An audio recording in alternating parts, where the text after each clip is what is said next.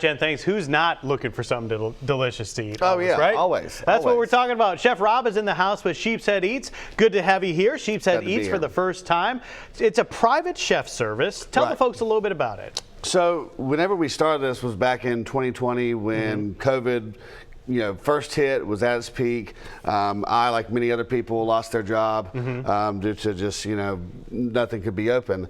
So instead of, trying to find employment elsewhere, me and my fiance decided to start our own personal chef's company. Nobody could leave their house. Right. And so we decided it was a good idea to, be able to go to people's homes, cook for them, and everything like that. So that's how it got started. And luckily, we've been at it for almost 2 years at this point. It'll be 2 years in June. And so, and it's just been growing and getting busier by the day. Congrats, man, on the initial success, because I know it's so hard to get a new business started, and the fact that you are still hanging around is fantastic, and only moving forward with that as well. How'd you get the name Sheepshead Eats? So Sheepshead is a very underrated fish, and it's considered a trash fish, but whenever you cook it properly, and you can actually do a really cool thing with it, because the sheepshead fish feeds on crustaceans, so it has very sweet meat to it. So you can actually make a faux, like a fake West Indies salad with the meat itself. So it's actually a pretty versatile, interesting fish. So yeah, that's where we came up with the name for it. I love West Indies salad. Yeah. I've never had it like that. That'd be cool. I'd want to try that out sometime. It's good. Really cool stuff. So before we get started here, lastly, if folks want to contact Sheepshead Eats for their next event, whatever they're planning, whatever advice you can give them, how can they go about doing so? So we have a website. You can go to www.sheepsheadeats.com. We're also on Facebook and Instagram. You can DM us through there. And then also email at sheepsheadeatschef@gmail.com. Perfect. All right. So what are you working on today? So today we got the Thai crawfish dumplings. I figured since it's Mardi Gras season and crawfish season is right around the corner too. Yeah. And this is also Super Bowl Sunday, so this is actually a really good little hors d'oeuvre or appetizer that if you want to serve for your friends for the Super Bowl. Perfect. So we got crawfish right here. This is a pound of crawfish. You can either get fresh, or if you want to get the frozen tails, that's fine too. I just put these in a food processor, just pulsed it a few times so they're nice and kind of diced up. So we're going to add those to it. And then this is our cabbage that we're going to add as well. I basically sauteed this until it just got wilted down, but and that's just so it incorporates better. And then we have our basil and green onions, which we're going to add. And then this is just a little spice mixture. It's turmeric, red pepper, black pepper going in there. And then just a little bit of garlic, of course. Garlic makes everything better. Truth. And then a little bit of soy sauce. And then we're just going to do just a pinch of salt. And we're just going to mix all this up. Like your little salt guy. Oh, yeah, yeah. Oh, that's pretty cool. Yeah, so how'd you come up with this recipe? So whenever I first started getting into cooking, one of the first dishes that I ever made was with crawfish. And I'm a huge crawfish fan. Love cooking with crawfish. And there's just so much you could do with it. So Oyster City, the new brewery in town, they just opened up not too long ago.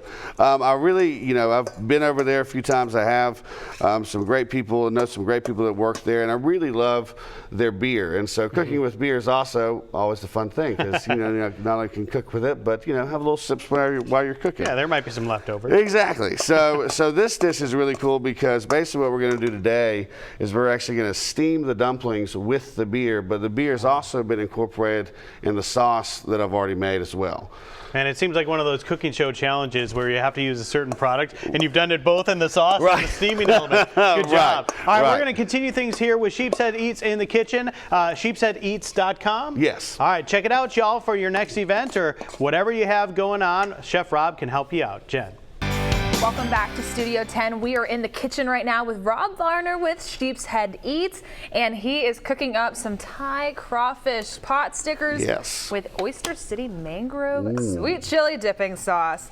And so good. So good. And right now you're just putting them together. And for anyone that's just now joining us, could you just remind us exactly what Sheepshead Eats is? Sure, yeah. So Sheepshead Eats is a personal chef service. We do everything big to small. Whenever we first started out, we were just mainly doing just, personalized lunches, dinners, things like that, for people who couldn't leave the home. But now that, we've gotten our name out there a little bit, and, we've grown since then, we do everything from, two-person dinner date nights to dinner parties to weddings to business lunches and everything in between. I mean, even if you wanted to go and tailgate for a football game, we'll cater your tailgate.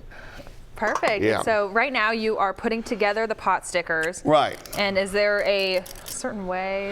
So, tricks? I love this little thing. I got this. I got this at a local kitchen store, and it's about 2 teaspoons worth of for the filling, and it just makes it so much easier. But you can always just use a spoon and just spoon them in.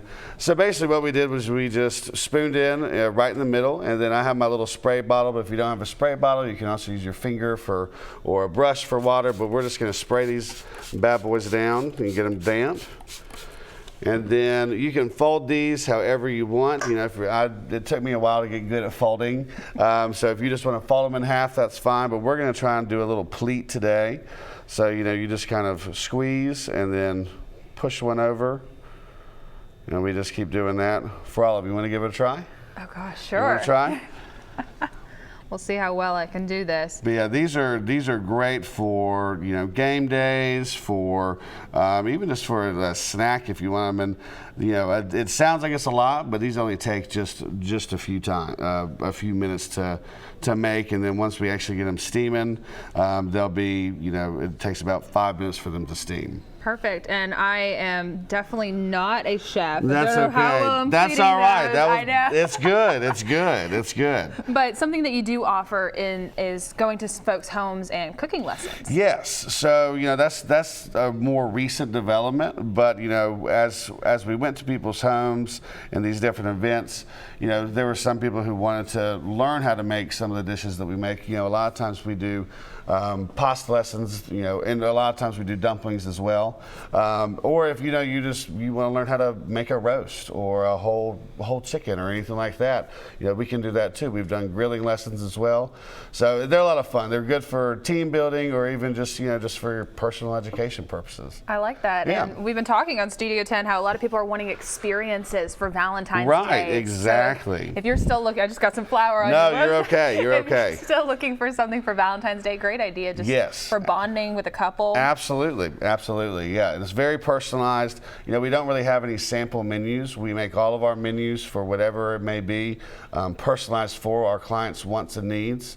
And so it's all very custom to you. Perfect. Yeah. Well, you're going to go ahead and continue folding those, and coming up soon, Joe, going to come back and we're going to cook these. So excited to see the end result. But for now, let's go ahead and head back to Joe. Back into the Studio 10 kitchen. We are alongside Chef Rob from Sheepshead Eats. We've been telling you about it all morning long.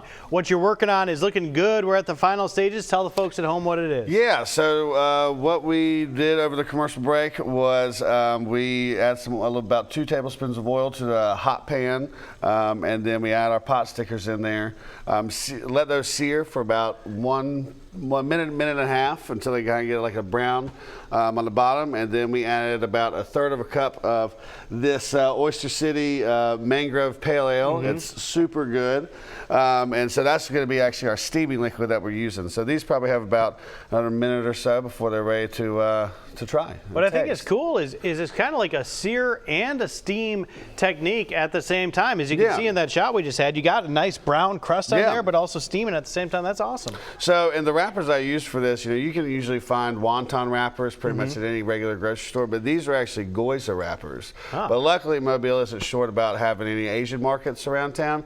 So you go to any of those Asian markets, you can find some Goiza wrappers, usually in the freezer section. Perfect. Or if you really want to be bold, you can make your own.